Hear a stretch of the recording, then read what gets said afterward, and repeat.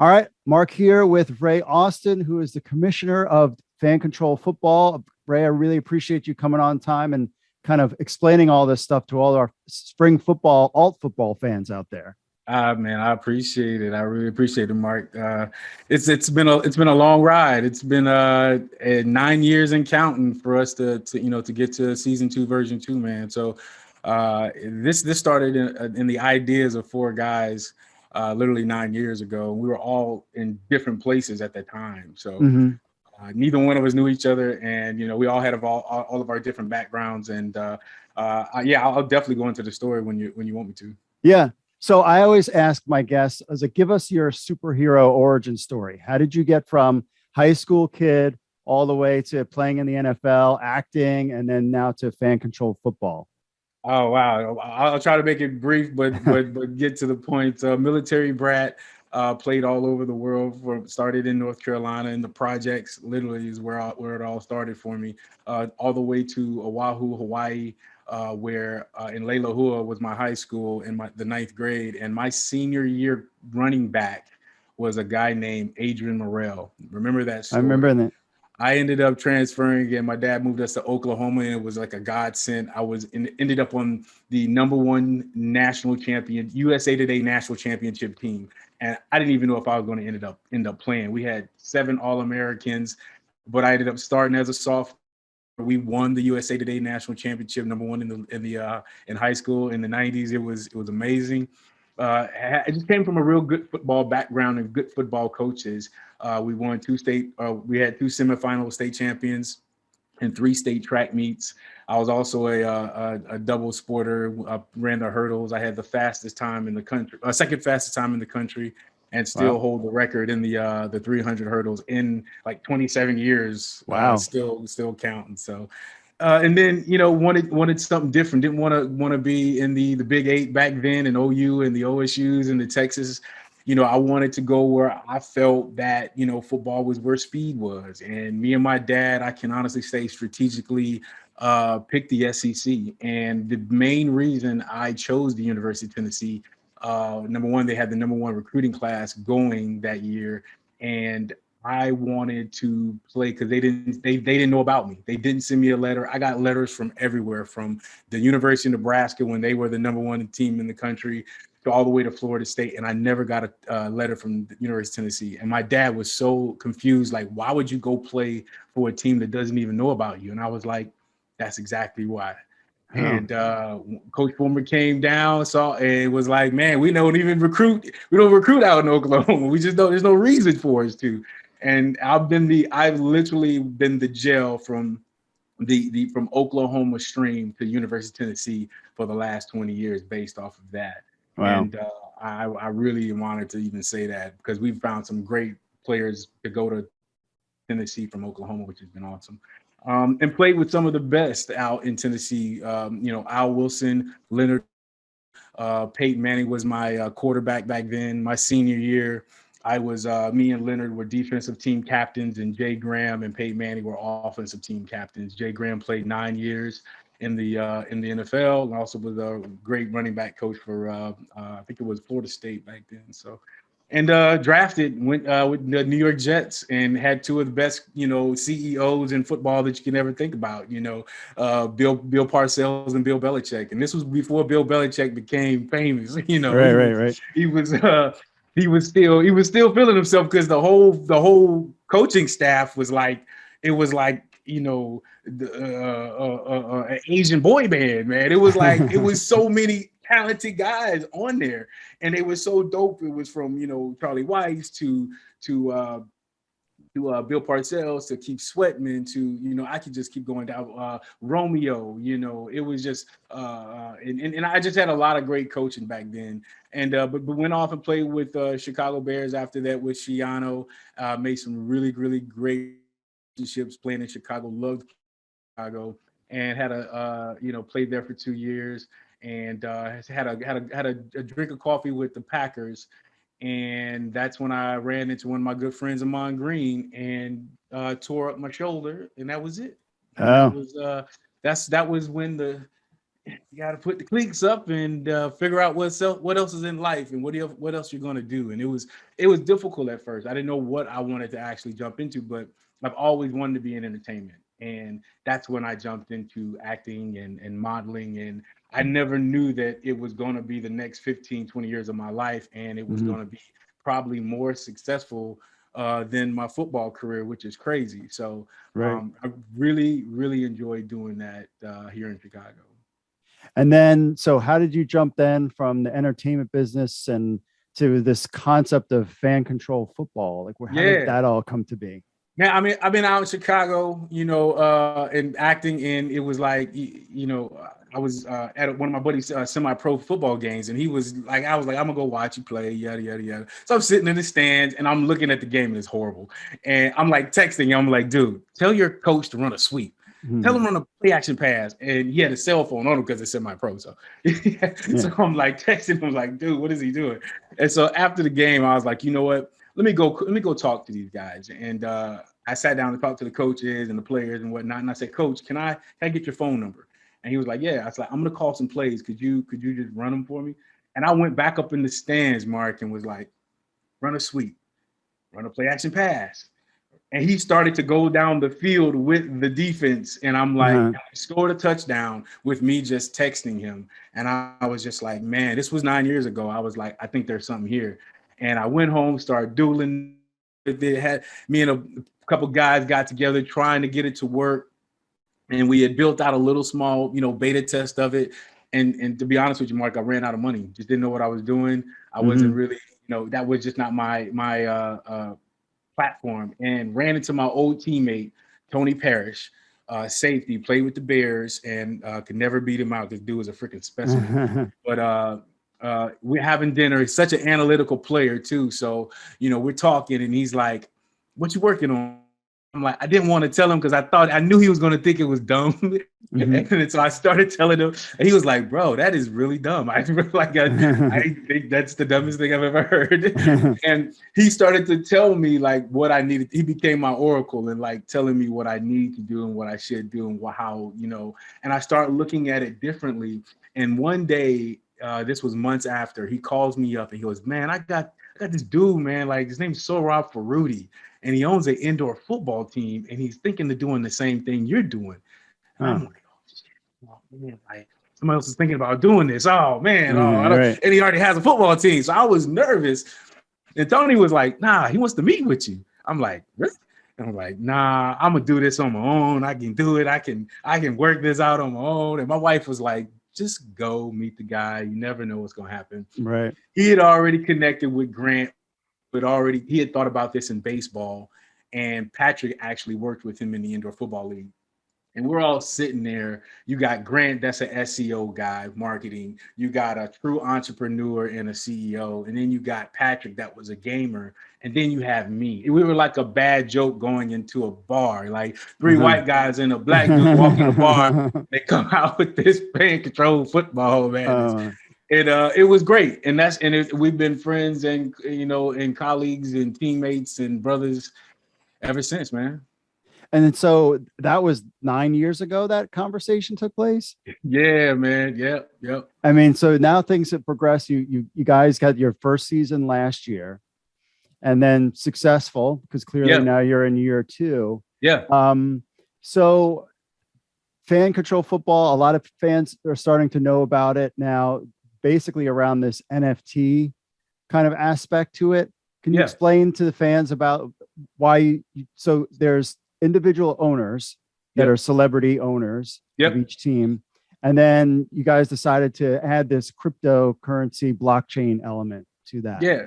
Yeah. Just keeping football, in the old way things have been done, and also looking at the new way things are done, and we call it the OGs against the NFTs. And the way we say that is really trying to combine and to smash innovation from old and new together. And I think that's what's so dope about the NFTs. It's like they're these, they're these, you will have the ability to get and certain types of prizes, rewards, VIP access to our venue. Like, we want to open up a different experience for our fans. Instead of going to a stadium and paying $20 for some popcorn and a hot dog and all that. Like, we want to be like, no, you're an owner. You're an owner of one of these NFTs. That has value with us, and we're going to give you value from that for your actual sporting experience. The people that are going to be there, the hanging out with our team owners, hanging out with the executives, hanging out with the commission booth.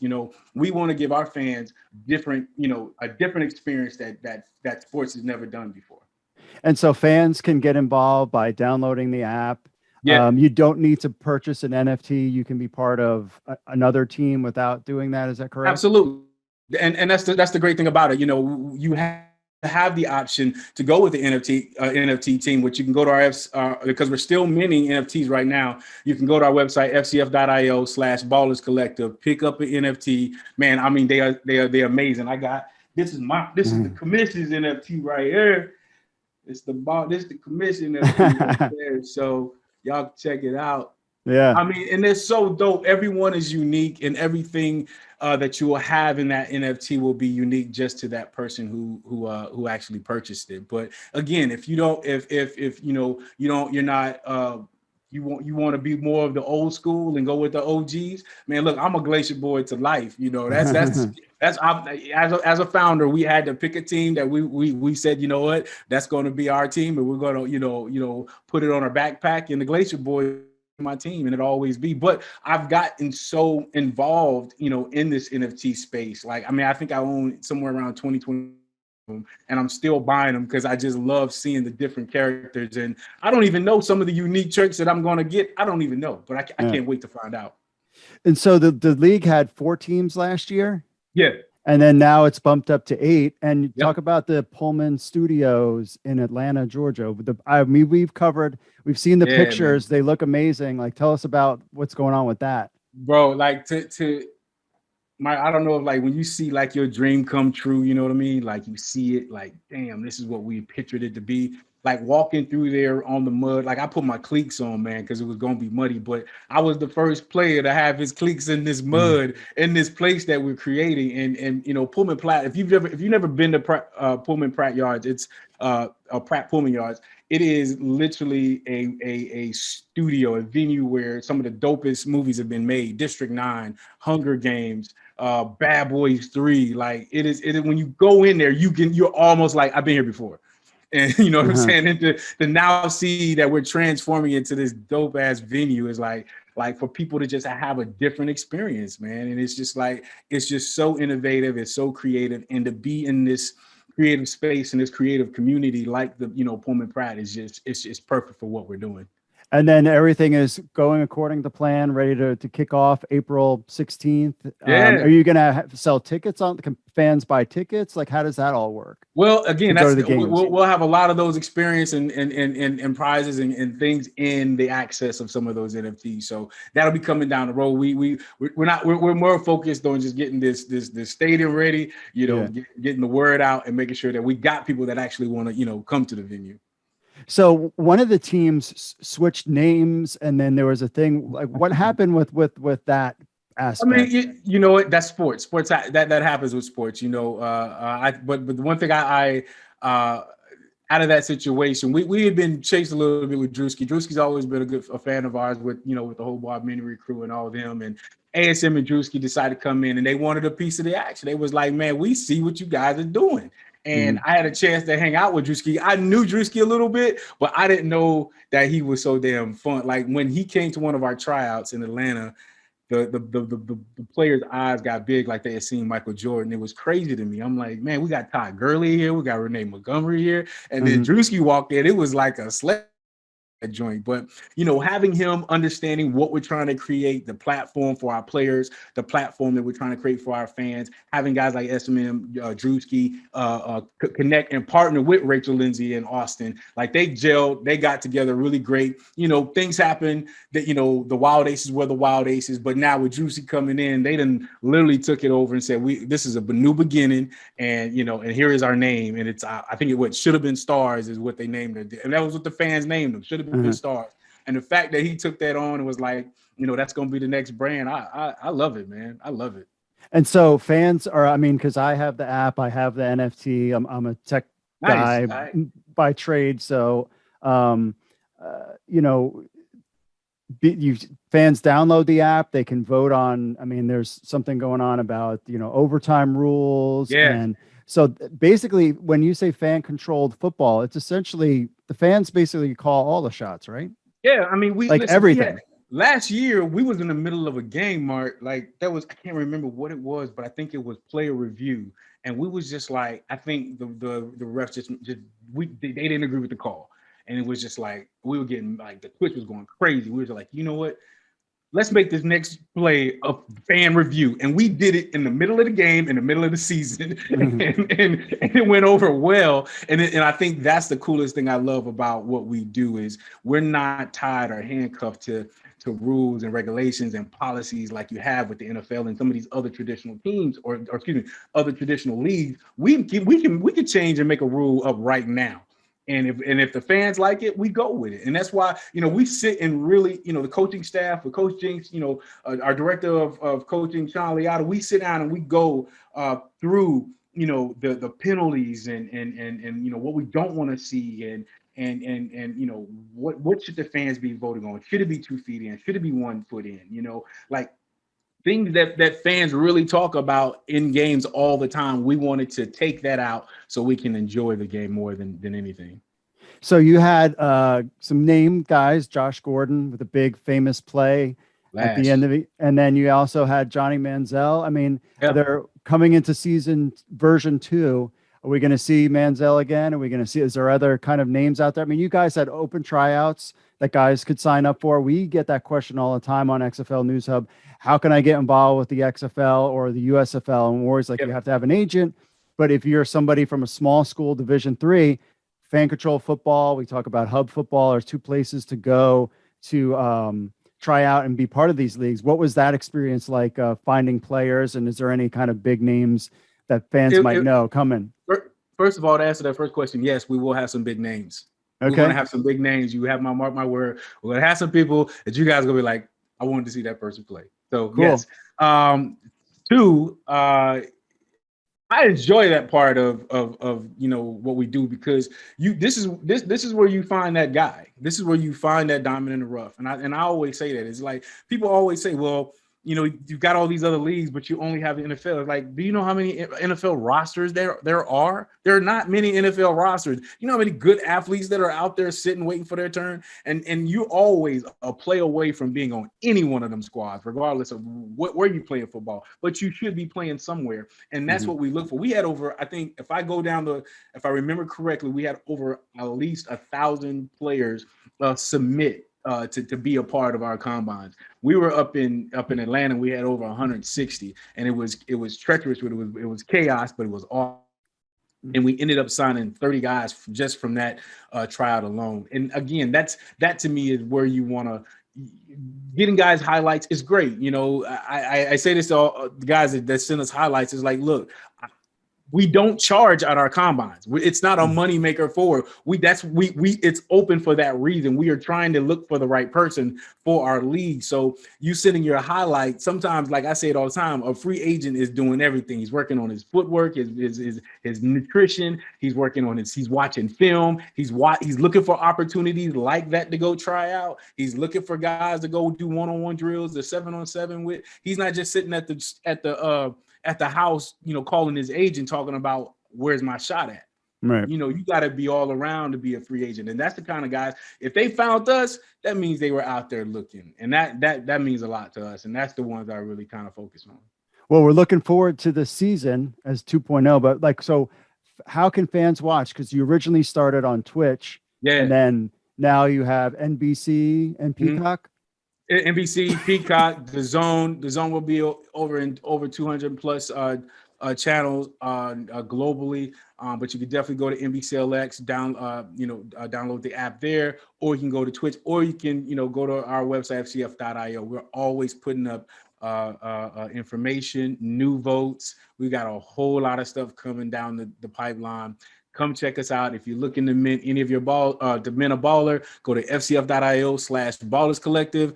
because they are banging. I'm telling you. So Hey, I have one I would too. love. I can't, man. Look, I can't wait to see all the fans there, man. And I love the chat. The chat goes crazy. It's hilarious, and we're gonna have some fun this year. All right. Well, Ray Austin, appreciate you coming on the show. Thank you so much. Thanks, Bart. Appreciate you, bro.